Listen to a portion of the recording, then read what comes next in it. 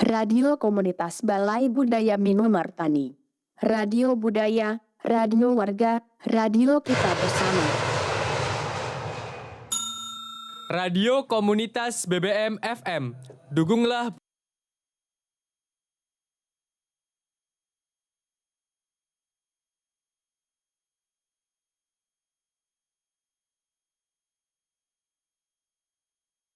budaya Indonesia. Community Radio BBM FM, Creation for Nation. Selamat sore warga budaya. Good afternoon, cultural citizens. I am Melike and you're listening to Indonesia and Me, where we come together each Friday to discuss Indonesian cultures in plural and my encounters and experiences with them. So when we talk about culture, we often associate it with traditions, nationalities, religious practices, and rituals. But to me, and not invented by me, culture is much more complex than that. Culture is how we talk about love, how we show affection, how we grieve, how we eat, how we educate, and what we deem important, and so much more. Today, we talk about urban heat island effect, a topic that arguably goes into the culture of sustainability. Listen, a culture that to some extent shares a group of values and hopes for change, and a culture that has its own lingo and defined do's and don'ts. And I will even argue that sustainability has developed its own sense of fashion and an associated color palette. Warga Budaya, I'm curious to hear your opinion on this, if you can recognize it. Today's episode is for everyone, for those who feel that they belong and for those who feel they don't belong in the sustainability culture. And I hope that with today's guest, we can unfold what the urban heat island effect means for all of us. So who do I have with me today? I'm very excited to introduce someone who's a student at Universitas Gadjah Mada at Vocational College, and she's majoring in technology of internet engineering. I'll say that one more time, majoring in technology of internet engineering, very impressive. And she is the founder of komunitas Kampanye Effect Urban Heat Island, which is a community campaign fighting for the urban heat island effect. Or not fighting for it, but solutions for it. Please welcome Nikita.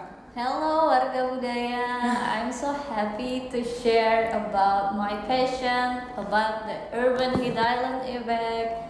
And yeah, let's have a fun discussion for today. Definitely, I'm so excited to have you here. Yeah. We met just last week, I think, just last week, and over lunch we had such a fruitful discussion on sustainability, on urban heat island, and we were discussing that, to me at least, it's so important that sustainability is accessible to everyone and understandable to everyone. Yes. So I'm so happy to have you here with me today so that we can make it accessible to more people. Yeah, I hope that's so. Definitely, so happy.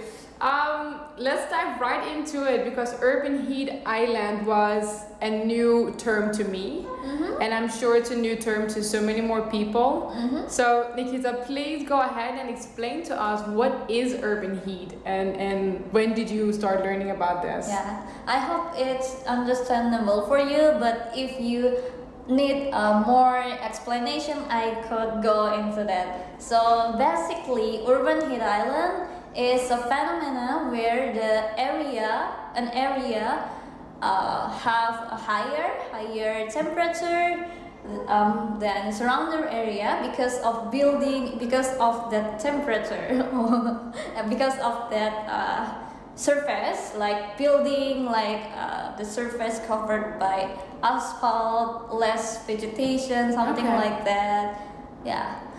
Maybe I could explain about the magic of color. So, as you know, asphalt color is black.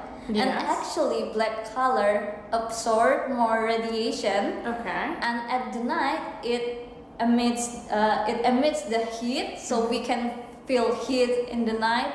Yeah. But in the day also, we can feel the heat because of that. And about the white color, it's like the badminton player actually. So it reflects the radiation, the solar radiation into the atmosphere again. So it makes the temperature surrounds much cooler. Okay. Something like that. Okay. Yeah, because of the surface. So if the asphalt, instead of being dark, was a lighter color, would that make a difference? I think it will give a little change with the temperature because there are some projects doing that I think in America or Singapore doing that. So the pavement, the asphalt, they color it into the white color. Oh, okay. You can check it out in YouTube. Okay, very you can cool. see. And it sounds a bit to me when you're saying, well, urban heat has to do with observation of heat.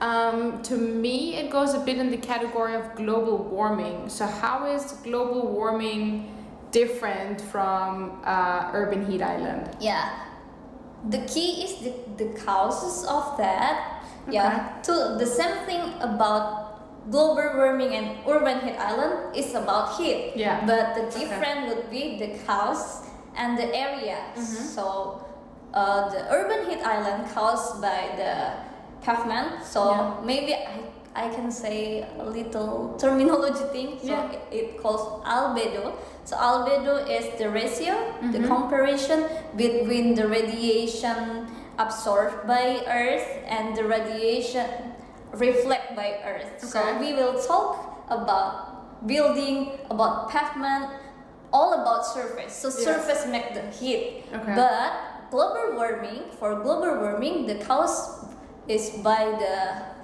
greenhouse gases like CO2, nitrogen dioxide, sulfur dioxide, something like that. So because of the gases. Okay, so to break it down, so urban heat island, when we talk about that, we talk about surfaces, and we talk about the heat absorbed in surfaces.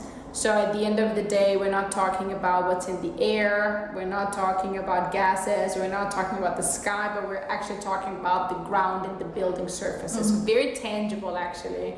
While you say, well, global warming, it's about what's put into the air. And it's in some way when we talk about the greenhouse effect, we're actually talking about the sky in one way or another, right? We're talking about pollution that is released into that. But so it's actually global warming is the top, and then urban heat island is the almost like the bottom or the surface. But urban heat island is one of the factors the rising of global warming.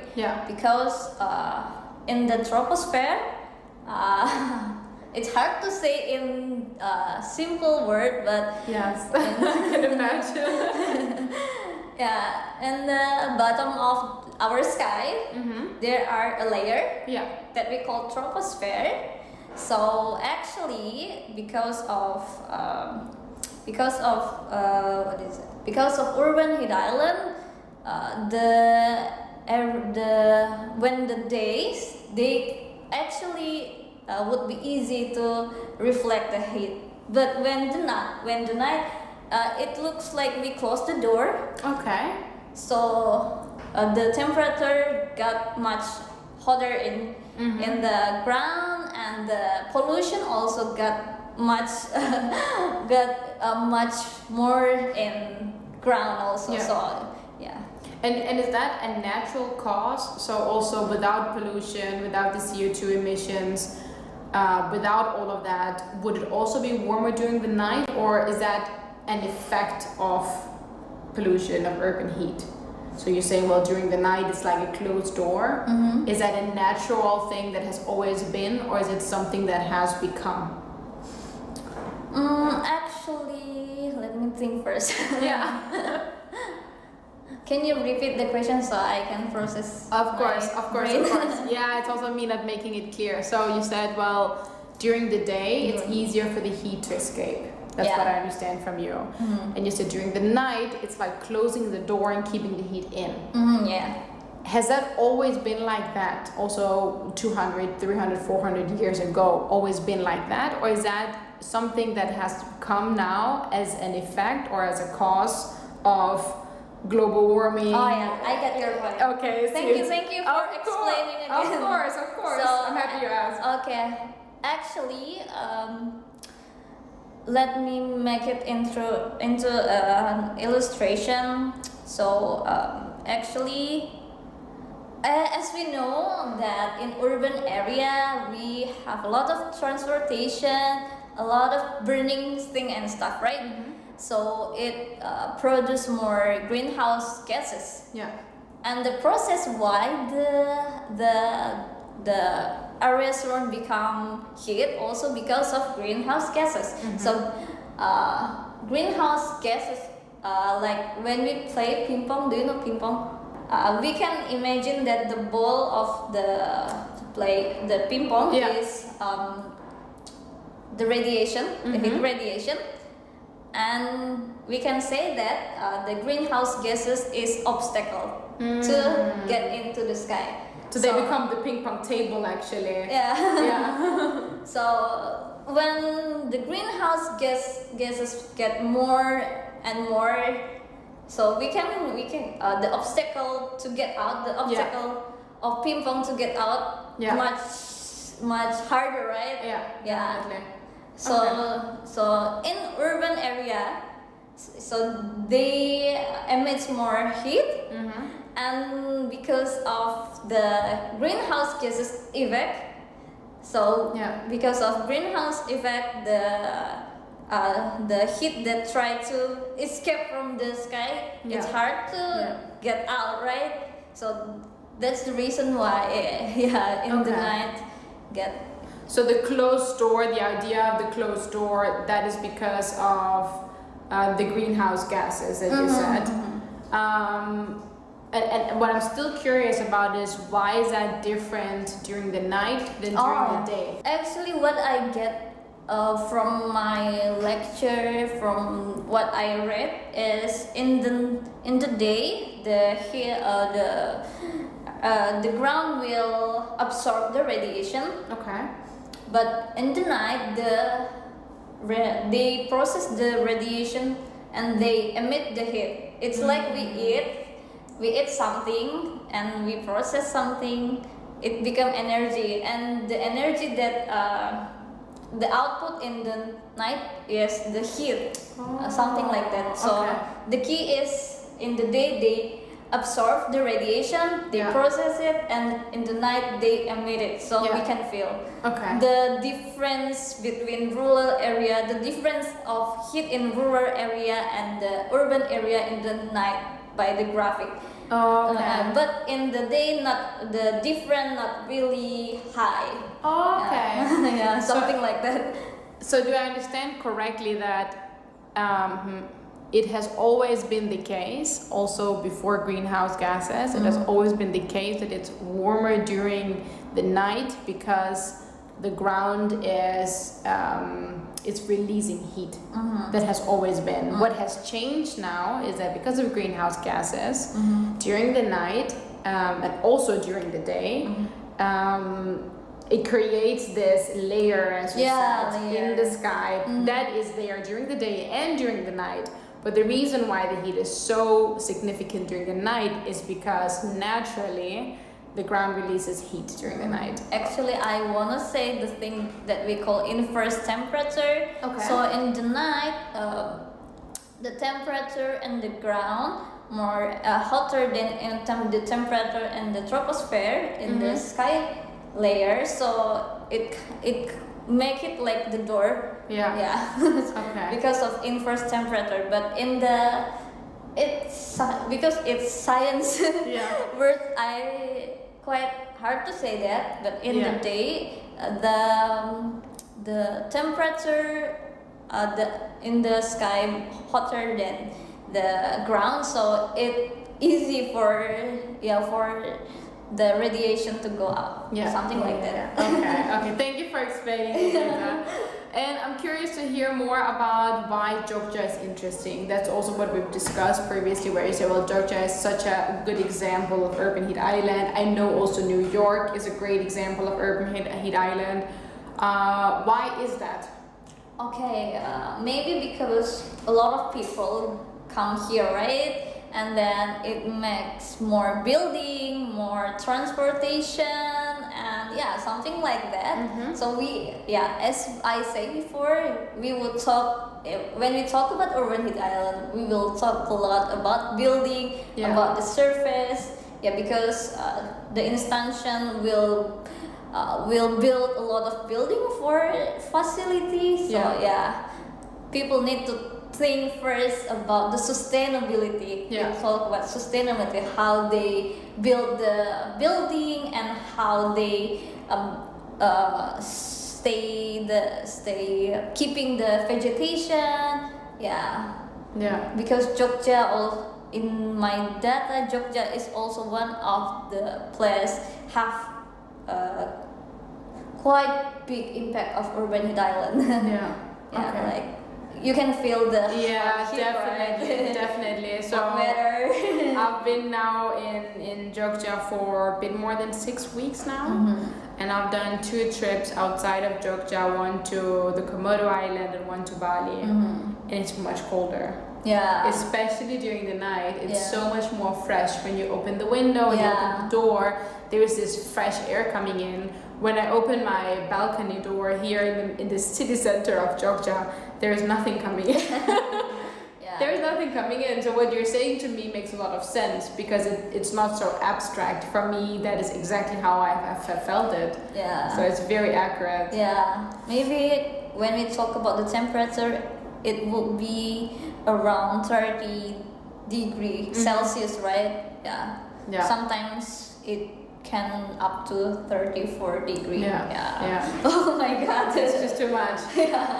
And I'm curious to hear, what was your motivation for founding Komunitas Kampanye? What was, in your opinion, either missing here in the community, or what did you want to add by founding this community? Do you want to hear the full story, or I need to simplify it? I'm always up for the full story. Okay. I'm always up for the full story. Okay, so I will talk about when it was in COVID-19. We're going back to once upon a time in 2019. I feel bored of my life because always online stuff, and we just do the Zoom meeting. Sometimes boring Zoom meeting, and always boring. and then just doing the task, just feel bored. I always feel bored, and after that I'm looking at the internet, and there are some cool webinars. So I joined some cool webinar, and at one time I found a webinar that we call Cafe Science webinar, Cafe Science webinar. So the presenter was from NASA scientist. Okay, wow. Which was very cool.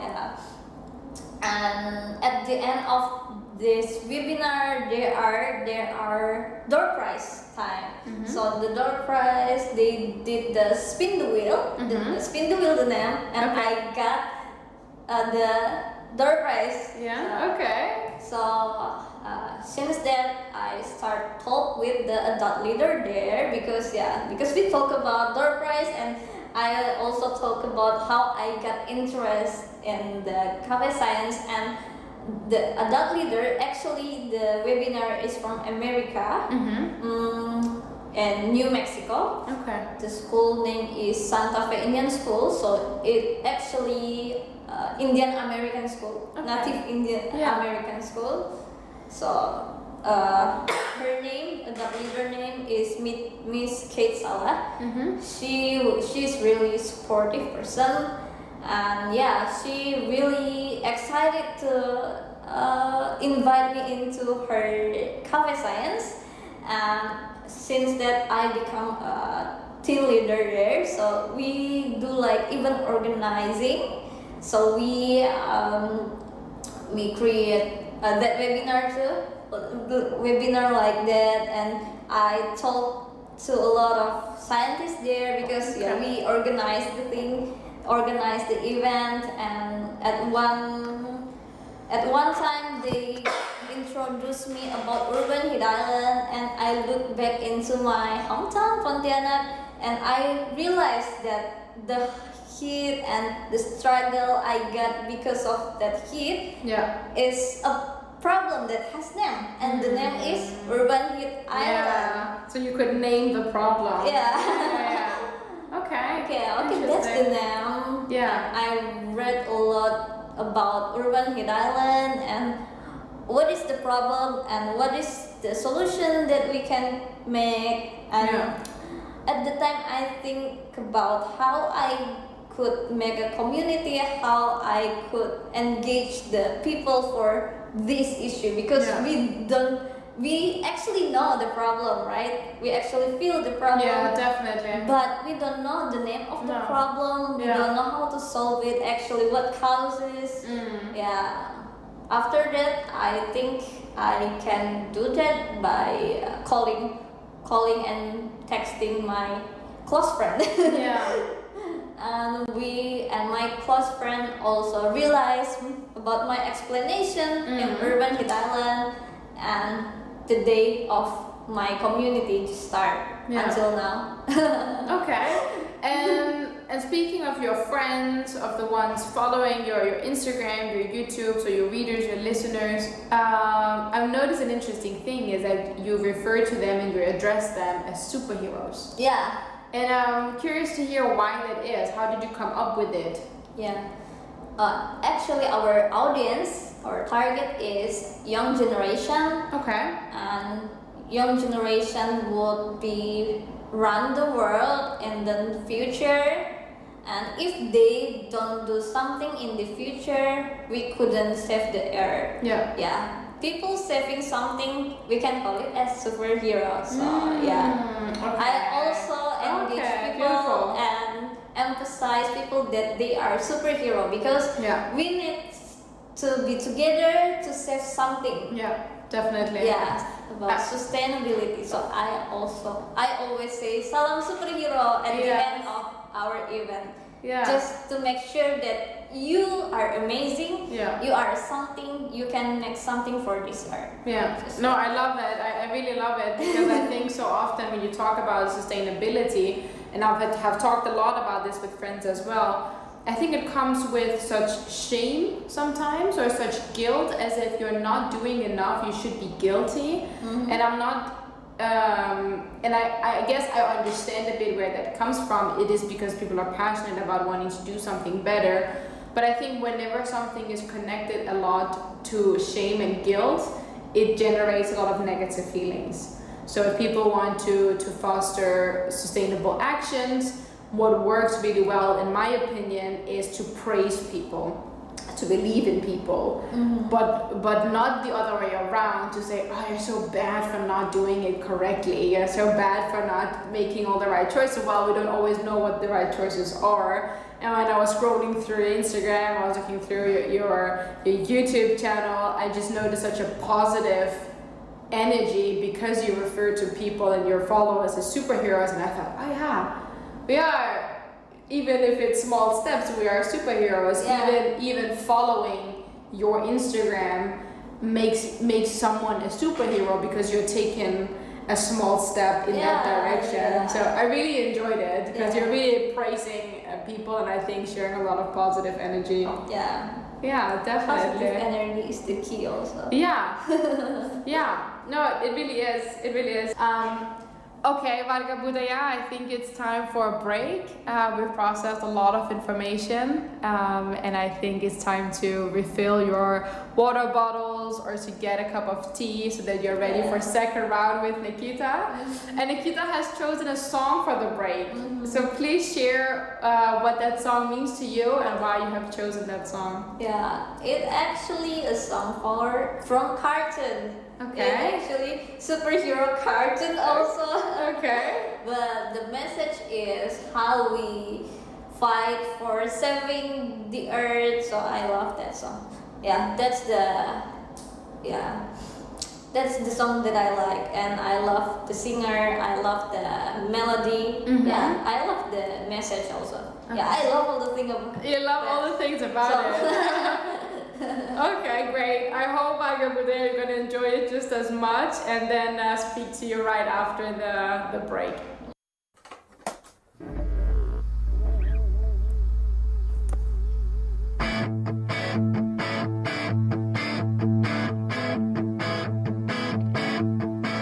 Kawan, aku sudah datang. Ayo kita menjaga bumi ini. Semua berkumpul di sini. Kita lawan perusak bumi. Iki bos saya ni penggemar nombor 1 band kota. Tunggu apa lagi? Nyanyilah cepat. Kawan, lihatlah di sana gunung tinggi yang indah menjulang. Kawan, lihatlah di sini kupu-kupu pun ikut menari. Bersama kita jaga bumi ini. Bersama kita melindungi bumi. Kawan, aku sudah datang. Ayo kita menjaga bumi ini. Semua berkumpul di sini. Kita lawan perusak bumi. Pemohon kuasa 3 Undang Halilinta Bulan Taufan Kuala Utara Membola api. Buat sesuatu, bro. Kawan, lihatlah di sana gunung tinggi yang indah menjulang. Kawan, lihatlah di sini kupu-kupu pun ikut menari. Bersama kita jaga bumi ini. Bersama kita melindungi bumi. Bersama kita jaga bumi ini. Bersama kita melawan perusak bumi. Bersama-sama menjaga bumi. Bersama-sama menjaga bumi.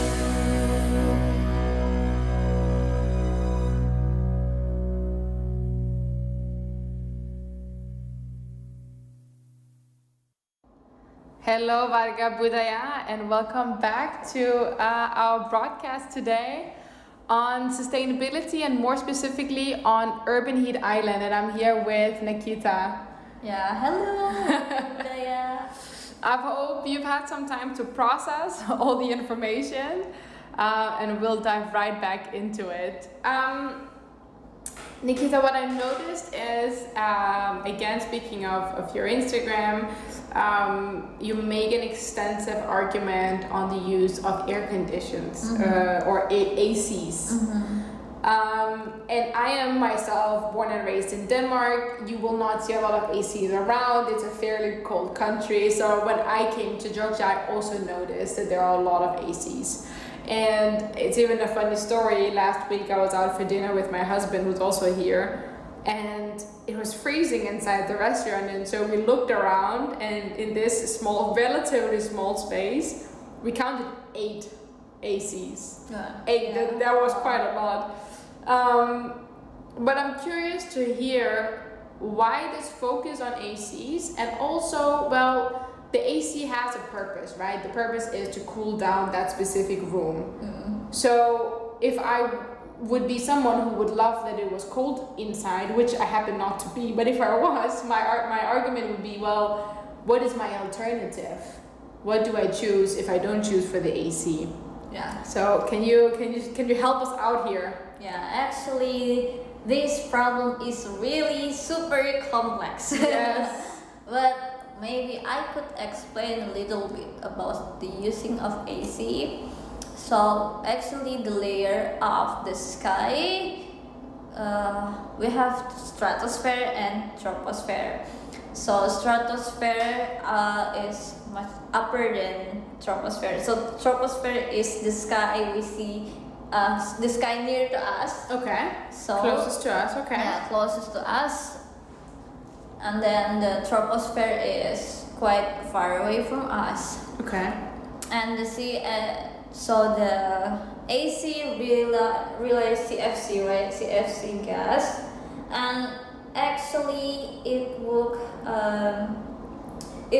make the ozone. So ozone in stratosphere protect us from the ultraviolet radiation. So actually the releasing of CFC would make the whole of ozone much bigger. Okay. So you can imagine when a lot of ultraviolet radiation come to the earth, Yeah. it will give the bad effect, right? So Yeah. Because it comes right in, we're less protected. That's what you're saying. yeah, less protected. Yeah. Okay. So yeah, actually AC, the using of AC is bad for us.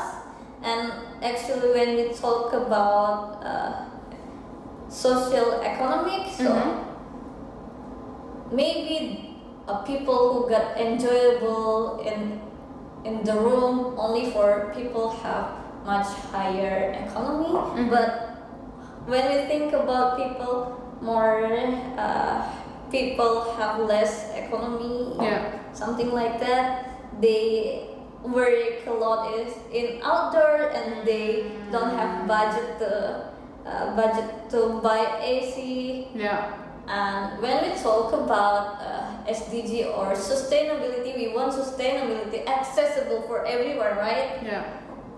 Yeah, so when we talk about the solution, I think plant the tree is one of the key of the solution, because as we know, when we plant the tree, it makes the areas around cooler. Yeah.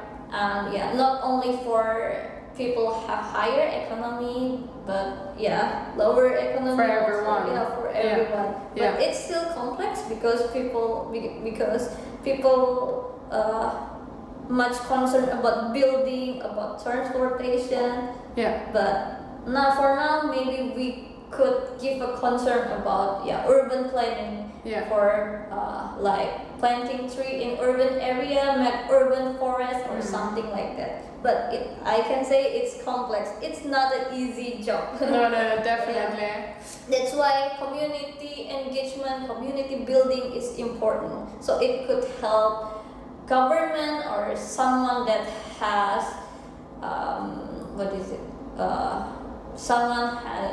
someone like leader to think and to give the best solution for this. Okay. And I find it really interesting what you're saying. What you're saying. Well, it's the wealthy that can afford an AC, and by having an AC, you make it warmer outside. Yeah. Right. It's worse for the urban heat island effect for global warming. And the ozone layer, you said, becomes more vulnerable, and you get bad radiation in. So what you're doing is that while the wealthy can be comfortable in the AC, what's happening on the other side of the wall is that it gets worse. So for someone who has to work outside, the condition keeps getting worse. Yeah. And that's actually like a visualization that's very very tangible. It's very much in your face, so to say. It's very clear, the message that you bring. Do you think everyone knows the damage that an AC has? I think maybe no. I didn't do the survey, so No. I actually don't know the real answer. But in my opinion, people just think that the room condition is hot, so they just turn on the AC. Yeah. They actually don't know the damage of AC, I think. And how do you think this could be better communicated? I think we should think about solution. I actually watched in YouTube that they have another alternative about AC, so they use I forgot the name, but maybe I could share later the name. But there is a solution by they make a pipeline inside the land of their house. So I actually forgot, but there is a solution. The key is there is a solution, but it's still complex because the area has different geographical thing and something. But what we need to understand right now is the condition of our place, and then maybe the situation, the weather situation. How maybe we could understand about how the climate work, how to cool down the area as the alternative of AC, something like that. Okay. So how I understand it from you is that you're saying, well, before we ask people to turn the AC off, we need to be sure that we've cooled the city down. We need to know about the alternative, because when we just say to people, hey, turn off the ACs, and we don't provide the alternative. So that's difficult. That's very difficult, and I really like that you say that, because I think so often we know what's bad, but then we don't know the alternative, and that makes us not switch. I think if I think of examples, even clothes that we wear that are not sustainable, the materials are not good, they cannot be washed a lot, the production wasn't sustainable, and I personally really find that really interesting, because the whole fashion industry is very big and apparently very damaging on the environment. But most of us don't know the alternative. Most of us would not know where to go shopping for sustainable clothing, and a lot of us cannot afford it even if we can find it. So again, it becomes a matter of, can you afford to be sustainable? And I'm curious to hear, so you're saying, well, before we ask people to shut off the AC, we need to have cooled down the city. Would it be a solution to not put on an AC? You personally, for example, Nikita, do you think twice when you put on an AC? Do you think about it? Do you choose not to do it? Yeah, I actually find a place that have a cooler temperature. Okay. Can you give an example? Actually, in my dorm, there are a place, I don't know what is the factor, but I could find that place much cooler, and I can just turn off the fan, and I can feel comfortable with that. So just find maybe another room that has cooler temperature or more comfortable to you. So actually the solution could be fan, and fan actually we use less energy. Fans. Fan. Okay, that's better for the environment than an AC. Yeah, better. Okay, Much better. that's good to know. That's an easy trick by Budaya. If you want to be more sustainable immediately, and you don't want to wait for the city to cool down, and if you want to just do something small, then one tip from Nikita as well, find a place that is already a bit more cooled down. For example, maybe park actually the solution, Yeah. because there are a lot of tree, and tree can cool down the temperature. Yeah. But the solution, maybe one of my solution also, if you want to work hard, you can work hard in the morning or the night. Don't really work hard on afternoon, because we can see the temperature is really hot. Yeah, that's actually a really good point. So instead of instead of making the environment suit your schedule, then try to fit your schedule within the natural environment. And I actually have to say, I do see that. So if I wake up really early in the morning, I do see people at 5, 6 a.m. jogging outside, doing their exercises, and also later in the evening. So there is already a bit of a way to do that, or a natural way of doing that. Okay. And then something else, Nikita, I know that you've also mentioned it, you've hosted some online webinars, and now that we are out of the COVID period, I remember you telling me that you would want to host also more offline activities. Obviously, offline gives us a whole different sense of community and of each other. I'm curious to hear if you have anything coming up that Warga Budaya should know about. I think about coming up thing, we actually still prepare about the webinar, international webinar actually, but for the offline we are preparing about kids education about robotic. Okay. But yeah, we still preparing. So maybe if you want to know more upcoming event and about Kokamuhi, you can check out our Instagram.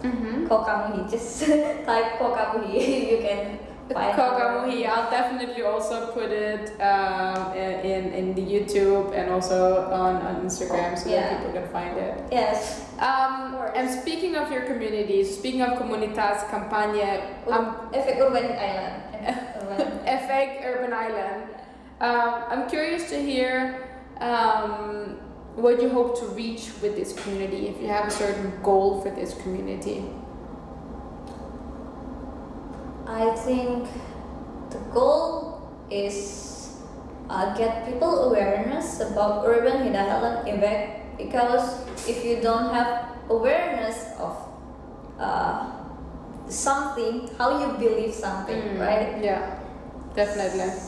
How you believe something, how you automatically can search the solution, automatically learn about this. Yeah. So one of our goals is raising people awareness.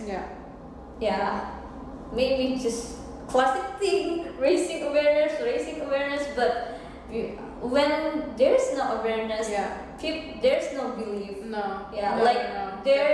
Like when we don't aware that God existence, we don't believe in God, right? Yeah, that sound like when we don't aware that urban hidayah effect exists. How you believe, how you find the solutions. And then even if there is a solution, you might not chase it because you're not aware. No, that's totally right. And how do you go about raising awareness? So what are your tools to raise awareness? Tools. Actually, there are a lot of tools like platform, website, digital transformation help us a lot. But the key is you need to talk to people. Like this podcast. We talk each other. Do the webinar, just talk with people. And then if you want to make a class, just do that. Just talk with people about that. Because when we don't talk to people, people don't know about that. Just definitely. And even when you talk to people, I can assume that just like in our conversation, there are just things that are difficult to explain. They're complex. You would usually use a bit more a language within your science community, and it's difficult to explain to someone who's not from that community. So I'm curious to hear from you, what are the things that seem to be most complex to explain, and also for other people more complex to understand? Maybe the difficult thing for us to explain to people is about data and scientific word, but now we have like platform. I use ArcGIS platform, Python, programming language to convert the raw data into a data visualization. Yeah. So it will help people to know what actually happened. Like in simple data visualization, we can see the graphic getting up, so we can conclude it as temperature rising in what time, in what area, and something like data visualization actually helped me a lot to explain to people. This podcast actually helped us to make people understand by the illustration, by the casual conversation. Casual conversation always help us. Like when I talk to my sister about the danger of urban heat island, I say the white color like badminton player, and then black color eating too much radiation. Just replace the word. Into something simple. And I can also imagine that it's important to make it relevant to the community that you're speaking to. So a conversation I had not too long ago was that I think growing up I so often heard that global warming is bad for the polar bears, it's bad for exotic animals that were not where I would live. So I always think growing up somehow global warming was distant. So it wasn't a problem in Denmark, but it was always a problem somewhere else. And that is obviously not true.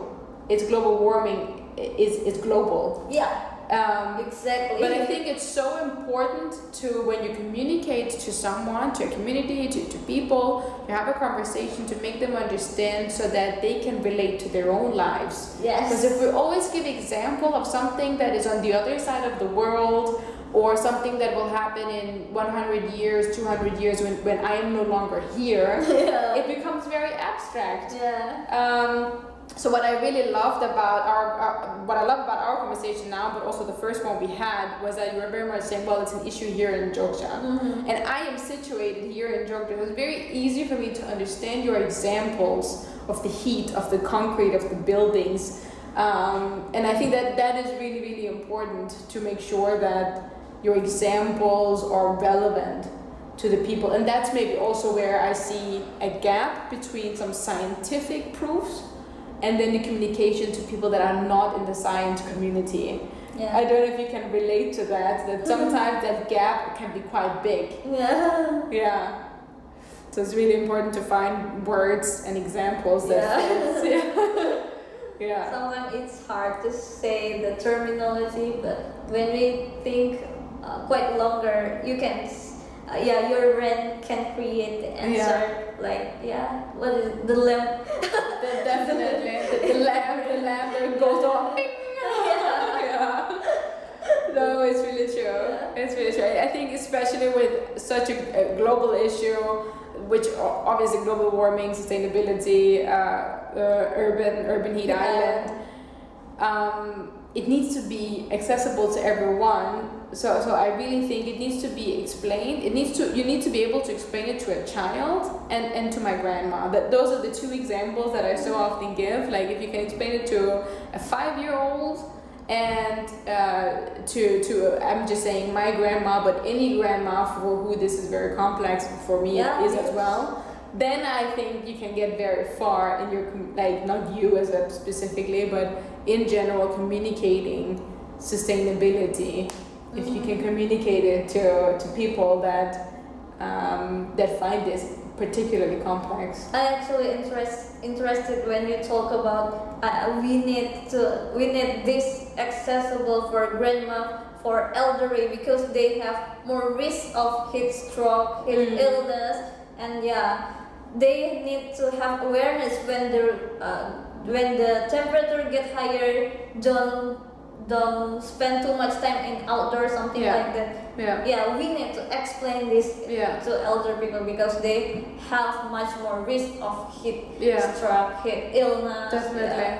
And also another thing about elderly, so I read in David Attenborough. I don't know if you know him, but David Attenborough, he wrote a book also on climate change, and what he says there is that so often, because when young people talk to young people about sustainability, global warming, we don't know what was before.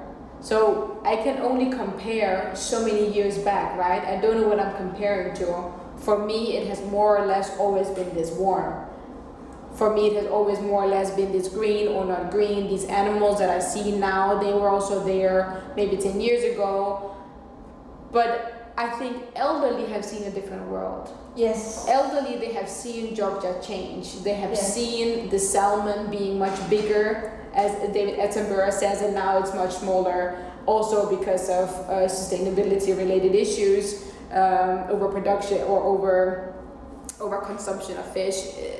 Bit different topic, but not very a different topic.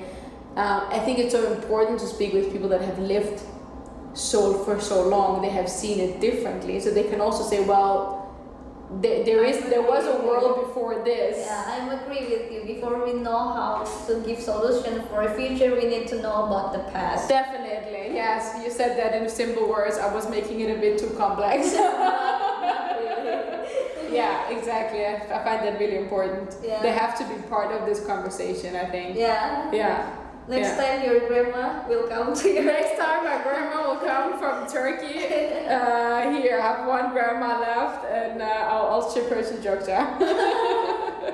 Yes. Yeah. Nikita, thank you so much for your time. You've been explaining so much to us, and we've learned a lot. I'm curious if there is one thing that I and Warga Budaya, so our listeners, we need to take with us from this broadcast. One thing that you hope we will take with us and that we will not forget. Just believe that you are a superhero. So just keep going on your passion. Whether about climate change or about security, about social, just believe that you are a superhero because we created an image of God. Just that. Yeah. Yeah, it's beautifully said. So we're all superheroes. If we believe in it, we can do it. Yeah. And get out there and talk to people and ask questions and be curious. Yeah. Thank you very much. Thank you for having me. I'm more than happy.